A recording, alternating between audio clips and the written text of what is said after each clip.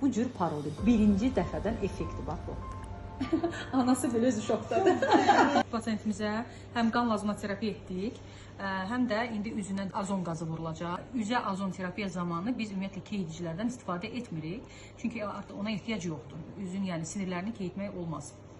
Təbii ki, birinci növbədə üzünü silirik və bir də kosmetik də olmalıdır bu aparatda yanaşı olaraq. Bizim aparatımızda bu olduğu üçün rahat bir şəkildə biz belə deyək, üzə azon qazını vururuq. Və azon qazının vurulma effektivliyi o zaman bilinir ki, əgər üzə vurduğumuz zaman üzdə ağarmalar olarsa. Belə, qızımızın üzündə ləkələri var. Baxın, görürsünüz, bax bu cür ağarmalar olmalıdır.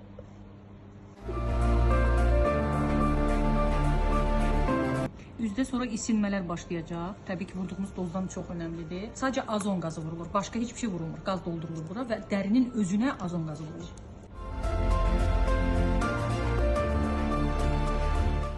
Çox zaman burada məsamələr olur. Ona görə də məsamələr üçün də bura azon qazı vurulur ki, bir də qaz ayaqlarına vurulur. Düzdür, bu qızımız gəncdir. Ona ehtiyac yox.